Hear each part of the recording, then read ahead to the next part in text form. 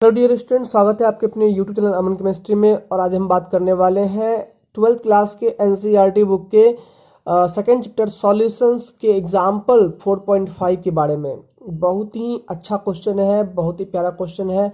इसमें Raoult's law, Dalton's law, कई सारे टर्म के यूज़ किए गए हैं। आइए देखते हैं इस सवाल में क्या कहता है। सवाल में कहता है कि एक सॉल्यूशन बनाना है हम लोगों को। वो सॉल्यूशन बनेगा हम लोग का क्लोरोफॉर्म और डाइक्लोरोमीथेन से। तो सबसे पहले ये बात कह देता है, आपको कंफर्म कर देता है कि वेपर प्रेशर ऑफ क्लोरोफॉर्म, यानी कि जब हमारे पास प्योर क्लोरोफॉर्म हो तो उसका वेपर प्रेशर, और जब हमारे पास प्योर डाइक्लोरोमीथेन हो तो उसका वेपर प्रेशर 298 केल्विन पर, क्लोरोफॉर्म का 200 mmHg रहता है और डाइक्लोरोमीथेन का 415 mmHg ये वेपर प्रेशर होता है जब वो प्योरेस्ट फॉर्म में होता है। तो यानी कि इतने दूर से हम लोगों को जो डाटा दिया हुआ है वो डाटा दिया हुआ है इस तरह से कि एट 298 केल्विन यहाँ पर दिया हुआ है हम लोगों को कि पी नॉट क्लोरोफॉर्म यानी CaCl3 ये हम लोग को दिया हुआ है 200 mm of Hg, यानी प्योर स्टेट में क्लोरोफॉर्म का वेपर प्रेशर दिया हुआ है। और वही हम लोग को दिया हुआ है पी नॉट डाइक्लोरोमीथेन CH2Cl2 ये दिया हुआ है 415 mm ऑफ Hg। यहाँ पर प्योर स्टेट में डाइक्लोरोमीथेन का वेपर प्रेशर दिया हुआ है यहाँ पर 415 mm ऑफ Hg, ये दो चीज दिया हुआ है। अब यहाँ पर क्वेश्चन नंबर 1 कहता है हम लोगों को कि टोटल सॉल्यूशन का वेपर प्रेशर निकालो जब हम 25.5 ग्राम क्लोरोफॉर्म और 40 ग्राम डाइक्लोरोमीथेन हम अगर मिला दें एक दूसरे में 298 केल्विन पर, तब उससे जो सॉल्यूशन बनेगा उस सॉल्यूशन का टोटल वेपर प्रेशर बताओ कितना होगा। तो हमें अब पूरा टोटल सॉल्यूशन का वेपर प्रेशर निकालना है। तो याद रखिएगा यहाँ पर डाल्टन का लॉ कहता है कि जब पूरे सॉल्यूशन का जो वेपर प्रेशर बनेगा, यहां से नंबर 1 की शुरुआत कर रहे हैं हम लोग आंसर की। जब हम लोग पूरे सॉल्यूशन का वेपर प्रेशर निकालेंगे तो वो किसके इक्वल होगा, उस सॉल्यूशन में जो पार्शियल प्रेशर होगा क्लोरोफॉर्म का प्लस उस सॉल्यूशन में जो डाइक्लोरोमीथेन का पार्शियल प्रेशर होगा, इन दोनों पार्शियल प्रेशर के सम के इक्वल होगा कौन, तो टोटल प्रेशर। ठीक है। अब सवाल आती है यहाँ पर कि पार्शियल प्रेशर किसे कहते हैं। याद रखिए यहाँ पर हम लोग आसानी के लिए करते क्या है, क्लोरोफॉर्म को मान लेते हैं यहाँ पर CHCl3 को हम लोग यहाँ पर X मान लेंगे, CH2Cl2 को हम लोग यहाँ पर Y मान लेते हैं। ठीक है, ताकि लिखने में हम लोग के लिए आसानी हो जाए। अब देखिए यहाँ पर तो ये क्या हो जाएगा, PX प्लस PY।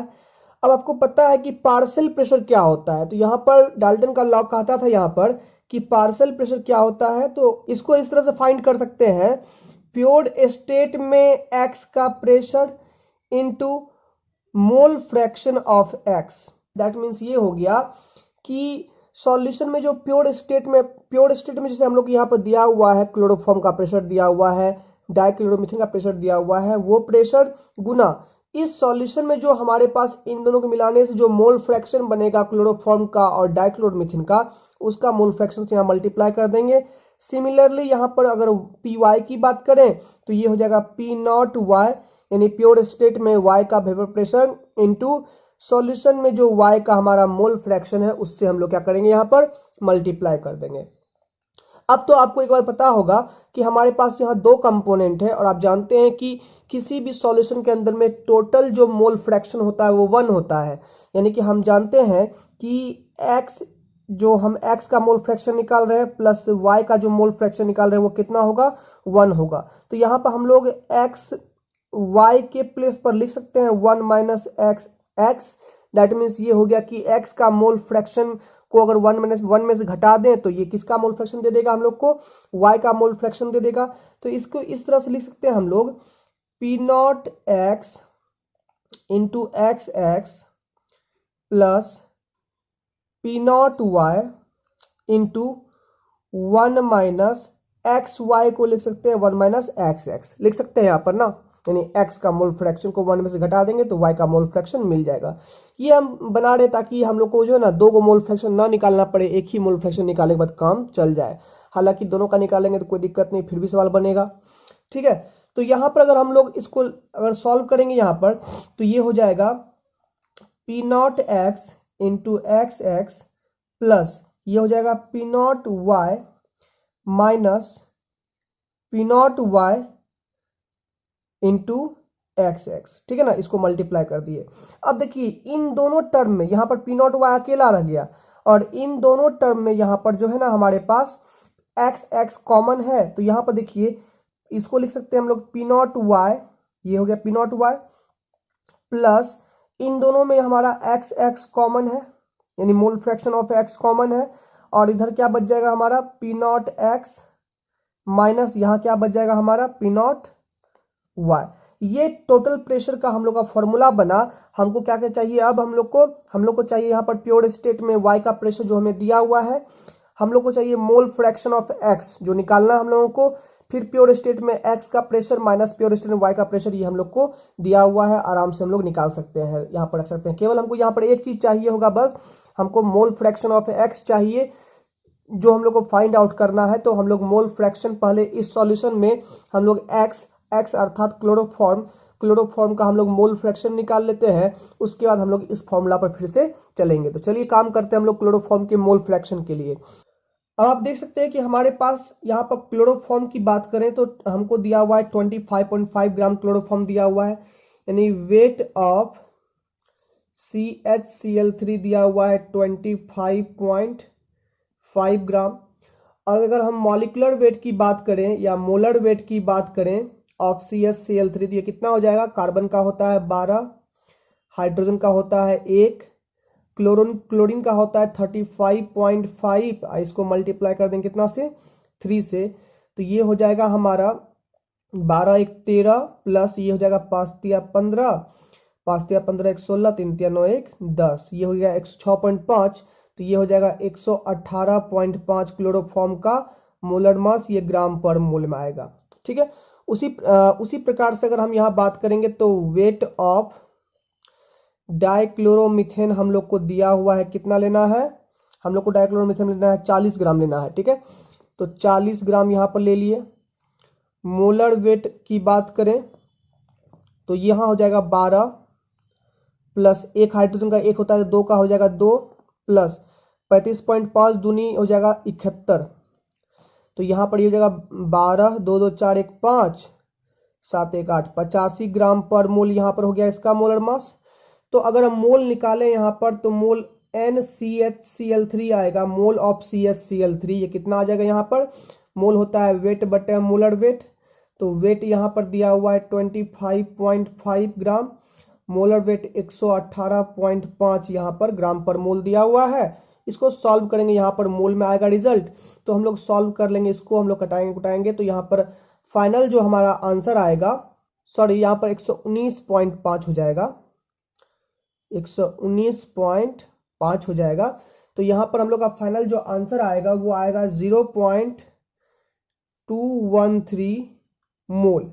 सिमिलरली यहाँ पर अगर हम मोल निकालें तो NCH2Cl2 की जब बात करेंगे तो ये हो जाएगा वेट बटे मोलर वेट, वेट यहाँ पर दिया हुआ है 40 ग्राम और मोलर वेट दिया हुआ है 85 यहाँ पर, तो यहाँ पर 5 से कटेगा 5 8 40, 5 से 17 बार में कटेगा तो 8 बटे 17 हो जाएगा यहाँ पर, तो यहाँ पर ये हो जाएगा 0.47 मोल यहाँ पर निकल जाएगा। तो दोनों का मोल हमने निकाल लिया, फिर हमको चाहिए यहाँ पर x अर्थात क्लोरोफॉर्म का मोल फ्रैक्शन हम लोग को चाहिए, तो यहाँ पर क्लोरोफॉर्म का मोल फ्रैक्शन निकाल लेंगे x CHCl3 बराबर, जिसका मोल फ्रैक्शन निकालते हैं उसका मोल ऊपर में लिखेंगे, यानी कि mole of CHCl3 by total mole of solution. Total mole में क्या क्या हो जाएगा, NCHCl3 भी हो जाएगा और NCH2Cl2 भी हो जाएगा।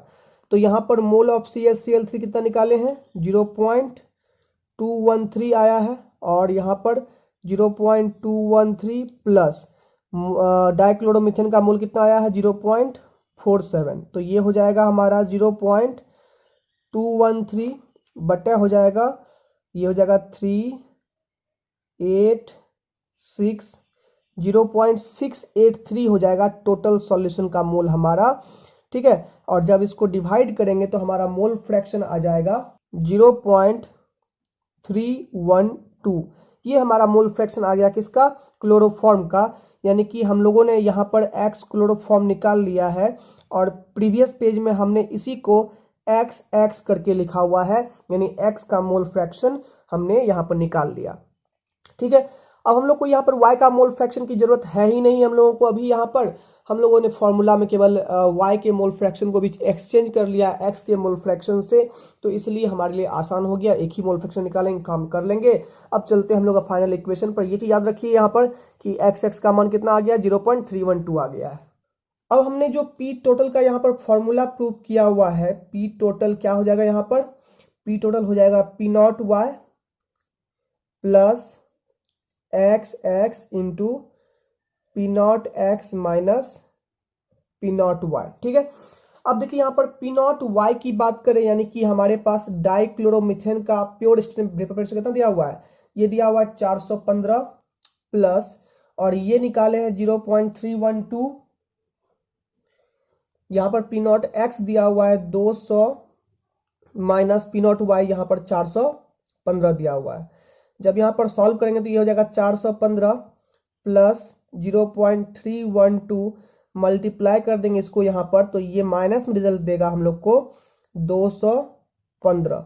ठीक है, तो जब इसको मल्टीप्लाई कर देंगे तो ये हो जाएगा 415 प्लस माइनस माइनस हो जाएगा, और जब मल्टीप्लाई करेंगे इसको तो ये हो जाएगा 67.08। ठीक है, अब इसको माइनस कर देंगे तो ये 415 में से ये घटा देंगे तो ये हो जाएगा 415.00 माइनस 67.08, तो यहाँ पर 10 में से 8 जाएगा, 2 बचेगा, 9 पॉइंट यहाँ पर आएगा, तो यहाँ पर 4 बचा, 14 में 7 गया 7, यहाँ पर 6 4 10, 347.92 आया है, जिसको लगभग में हम लोग 347.9 लिख सकते हैं या 348 भी ले सकते हैं, लेकिन आप यहाँ पर 347 पॉइंट मान लीजिए 9 ये लेके चले, ये आया mm ऑफ Hg। ये क्या आ गया, टोटल सॉल्यूशन का वेपर प्रेशर आ गया, जो हम लोगों को सवाल में दिया था कि गिवन अमाउंट में हम लोग 25.5 ग्राम हम लोग लिए हुए थे क्लोरोफॉर्म और 40 ग्राम हम लोग जो लिए थे डाइक्लोरोमिथेल 298 केल्विन पर, तो वहां पर जो टोटल सॉल्यूशन का वेपर प्रेशर पूछा जा रहा था वो हम लोगों ने फाइंड आउट कर लिया है। ठीक है, अब हम लोग चलते हैं इस क्वेश्चन के पार्ट नंबर 2 पर। पार्ट नंबर 2 ये कहता है कि वेपर फेज में, पार्ट नंबर 2 कहता है, देखिए क्वेश्चन को आप, कि वेपर फेज में मोल फ्रैक्शन दोनों कंपोनेंट का निकालो, यानी कि इन दोनों कंपोनेंट का वेपर फेज में मोल फ्रैक्शन निकालो। प्यारे बच्चों, अगर वेपर फेज में मोल फ्रैक्शन की हम बात करें तो ये फॉर्मूला होता है mole fraction in vapour phase, तो ये होता है क्या, उस कंपोनेंट का उस सॉल्यूशन में मोल फ्रैक्शन, यानी कि उस कंपोनेंट का उस सॉल्यूशन में वेपर प्रेशर, यानी कि P naught x by P total, यानी कि टोटल जो है ना उस कंपोनेंट का उस सॉल्यूशन में जो हमारा वेपर प्रेशर होगा, यानी पी नॉट एक्स डिवाइड कर देंगे टोटल प्रेशर से, तो वो हमारा जो है ना दे देगा, यहाँ पर केवल पी एक्स रख लेते हैं क्योंकि हमारा पी नॉट एक्स तो प्योर स्टेट में होता है वेपर प्रेशर ना, तो यहाँ पर उस कंपोनेंट का जो पार्शियल प्रेशर होगा उस सॉल्यूशन में डिवाइड कर देंगे टोटल प्रेशर से, तो वो दे देगा मोल फ्रैक्शन हम लोग का वेपर फेज में। ठीक है, अब अगर हम लोग यहाँ पर सेकेंड नंबर की बात करें क्वेश्चन की, तो यहाँ पर आपको तो बता ही दिए कि जो हमारा वेपर फेज में जो मोल फ्रैक्शन होता है वो कैसे निकालते हैं, पार्शियल प्रेशर उस कंपोनेंट का बाय टोटल प्रेशर कर देंगे। मान लीजिए वेपर प्रेशर में मोल फ्रैक्शन को हम लोग वाई से डिनोट करते हैं और ये CaCl3 के लिए निकालते हैं, तो क्या लिखोगे, पार्शियल प्रेशर ऑफ CaCl3 उस सॉल्यूशन में बाय टोटल प्रेशर, यही ना। अब देखो पार्शियल प्रेशर क्या होगा, तो प्योर स्टेट में यहाँ पर CaCl3 का प्रेशर गुना जो मोल फ्रैक्शन उस सॉल्यूशन में आया है CaCl3 का बाय टोटल प्रेशर। अब हमारे पास जो यहाँ पर प्योर स्टेट में क्लोरोफॉर्म का जो प्रेशर है वेपर प्रेशर वो है 200 mm of Hg, और यहाँ पर मल्टीप्लाई कर देंगे उसके मोल फ्रैक्शन से, और उसका मोल फ्रैक्शन हमारे पास आया हुआ है 0.312। ठीक है ना, बाय टोटल प्रेशर हमारे पास कितना आया हुआ है 347.9। जब इन दोनों को हम लोग मल्टीप्लाई करेंगे तो ये दोनों मिलके बनेगा 62.4 बटे ये हो जाएगा 47.9 और ये दोनों मिलकर रिजल्ट देगा हम लोग को 0.18। ठीक है। और यही अगर हम लोग बात करें YCH2Cl2 की, यानी कि उस वेपर के मिक्सचर में जो हमारा वेपर फेज में डाइक्लोरोमीथेन का जो हमारा मोल फ्रैक्शन होगा वो तो क्या हो जाएगा, partial pressure of dichloromethane by total pressure. तो यहाँ पर पार्शियल प्रेशर क्या हो जाएगा, प्योर स्टेट में डाइक्लोरोमीथेन का प्रेशर गुना मोल फ्रैक्शन डाइक्लोरोमीथेन का बटे टोटल प्रेशर। और यहाँ पर ये सॉल्व करेंगे तो हमारे पास P0CH2Cl2 कितना है, यानी प्योर स्टेट में तो 415 हमारे पास Hg है। और इसका मोल फ्रैक्शन कितना आया है हम लोगों को, तो इसका मोल फ्रैक्शन आया 0.688। ये कहाँ से आया है, तो कुछ नहीं करना है, जब हमारे पास क्लोरोफॉर्म का मोल फ्रैक्शन 0.314 है तो डाइक्लोरोमीथेन का मोल फ्रैक्शन कितना होगा, तो 1 में से घटा देंगे इसको तो जो रिजल्ट आएगा वो यही आएगा। 1 माइनस क्लोरोफॉर्म का मोल फ्रैक्शन वो हो जाएगा डाइक्लोरोमीथेन का मोल फ्रैक्शन, जो इतना आएगा। बाय टोटल कितना हो जाएगा यहाँ पर 347.9। जब इन दोनों को मल्टीप्लाई करेंगे तो वो रिजल्ट आएगा 285.5 बट्टे हो जाएगा 347.9, जो यहाँ पर रिजल्ट देगा 0.82। प्यारे बच्चों, यहाँ पर एक कंक्लूजन हम निकाल सकते हैं कि वेपर फेज में जो कंपाउंड ज़्यादा वोलेटाइल होता है, माने ज़्यादा उड़ने वाला होता है, जिसका बॉइलिंग पॉइंट बहुत ही कम होता है। वोलेटाइल मतलब कि कौन कितना जल्दी उड़ जाए। जैसे पानी और अल्कोहल में गर्म करोगे मिक्सचर को ना, तो पहले अल्कोहल उड़ेगा, क्योंकि अल्कोहल का बॉइलिंग पॉइंट 78 डिग्री सेल्सियस है, जबकि पानी का बॉइलिंग पॉइंट जो है 100 डिग्री सेल्सियस है। तो जिसका जो ज़्यादा वोलेटाइल होता है, जिसका ज़्यादा वेपर बनता है, उसी का वेपर फेज में मोल फ्रैक्शन ज़्यादा होता है। तो जिसका वेपर फेज में मोल फ्रैक्शन ज़्यादा मिल रहा है, समझ लीजिए यहाँ पर कि ये हमारा जो है ना मोर वोलाटाइल है और ये हमारा लेस वोलाटाइल है। समझ में आ गया। तो यहाँ पर हम लोग दोनों सवाल को अच्छी तरीके से सॉल्व कर लिए, कैलकुलेशंस अच्छे लगे यहाँ पर, प्लस थोड़ा सा कॉन्सेप्ट अच्छा सा लगा, इसलिए इस सवाल को बारीकी से देखें और अपने से भी बनाने का कोशिश करें इस सवाल को। मिलते हैं अगले एनसीईआरटी के वीडियोज़ में। चैनल को सब्सक्राइब कर लें, वीडियो पसंद आया तो लाइक जरूर कर लें।